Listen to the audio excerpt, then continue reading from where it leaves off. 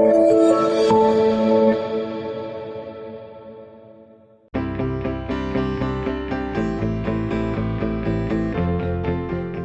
morning, Mr. Solheim. Thank you for your time to talk about ESG. What do you think the relationship between ESG and climate change, and why different jurisdictions, institutional investors, and companies need to focus on ESG and climate change? We have one big challenge in the 21st century besides keeping peace, and that is to merge economy and ecology into one. To create jobs and prosperity and bring every person on planet Earth out of poverty, but do it with respect for nature and protect the wonderful, beautiful planet we are living on. And for that to happen, business is front and center, and we need to create the spirit that going green is a business opportunity. You can create a lot of value for your shareholders, jobs for your staff, and enthusiasm for the customers if you go green. And this ESG, which is an acronym meaning environment, social and governance, there's not one standard for this in the world. There will be different standards in or big nations like China or the United States. There may be many standards within one nation, but that may not matter that much because companies are also controlled by the shareholders, by the government, by NGOs, by the customers, by the staff, and in the long run you cannot cheat everyone. Sure, thank you. Although there has been research to prove the positive relationship between ESG performance and economic performance, but still many companies see ESG as an extra cost. Especially in this uncertain time after COVID, a lot of companies are struggling with continuity. So how can companies balance ESG and their continuity? There may sometimes be extra cost, but mainly going green is a huge opportunity. And the country which shows this better than anyone is China. Look, China had no brand of any real significance in the old automobile industry. There's no brand in China as important as, say, Toyota or Volkswagen, which is known everywhere in the world. But what did China do? Back in 2009, the government started making rules for the electric car economy and has been supporting that very strongly. And now, this year, China passed Japan as the biggest exporter of cars in the world, and BYD passed Tesla as the biggest electric car company in the entire world. And indeed, 60% of all electric cars sold in the world are sold in the Chinese market. And it's not just BYD, it's XPeng, it's NIO, it's Geely, it's Hongqi. There are maybe 10 different Chinese brands now competing to be the electric cars for the future. If China has remained in the old, I think it would have been very, very hard for China to compete with, say, Toyota, Volkswagen. But leapfrogging into the new, China is creating value and jobs. And now China is between 60 and 80% of all solar, all wind, all hydropower in the world. Biggest solar company in the world is Longyi in Xi'an. The biggest hydropower company in the world is Three Gorges. And the biggest wind power companies in the world are Goldwind and Envision in Jiangsu province. So this is creating jobs for China, and the rest of the world simply need to speed up to compete. Great.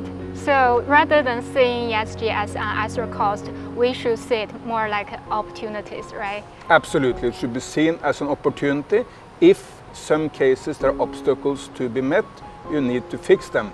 Yeah. I mean, for instance, solar is an enormous opportunity for the world, but the sun is not shining all the time. So you need to prepare the grid for that. And of course you need to prepare batteries for that. So there are issues to be fixed. But overall, going green is creating jobs, not eliminating jobs.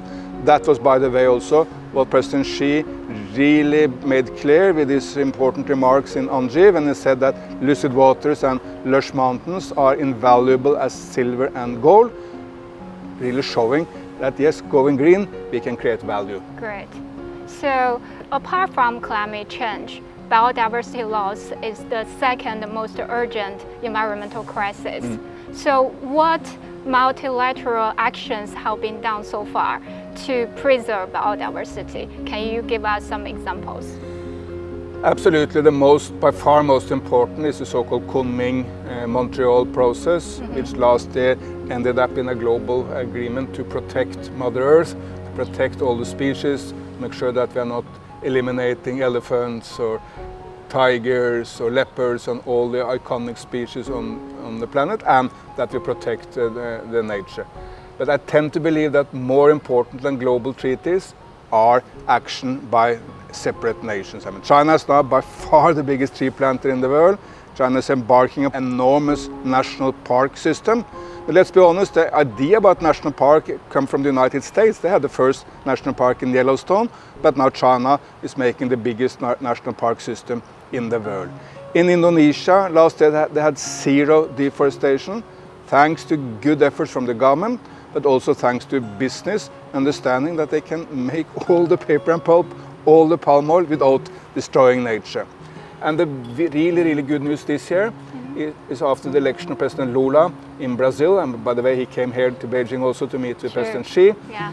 And President Lula has now brought the deforestation in the Amazon down to the lowest in 7 years, thanks to the actions of his government, which is of course all about how to provide jobs and prosperity for the people living in the Amazon while not destroying the nature. Last month he also brought all the Latin American leaders together for joint action to protect the Amazon. Okay, that's great.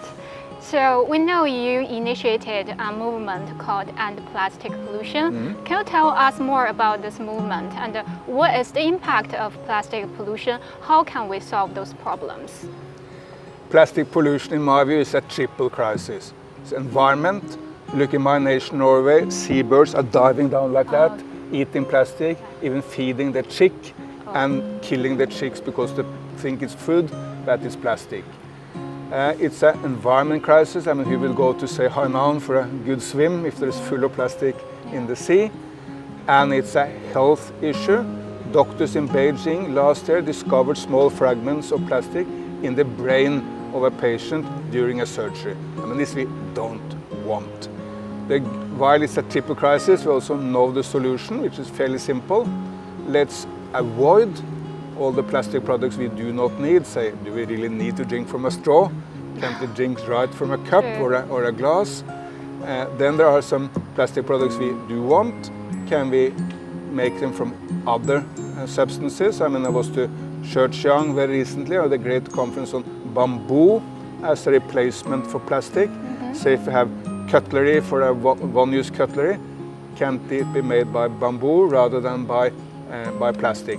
And finally, we need to recycle all the plastic we do need, say from health system to protect against diseases or to conserve the food better, or to make the cars lighter. There are plastic we do need.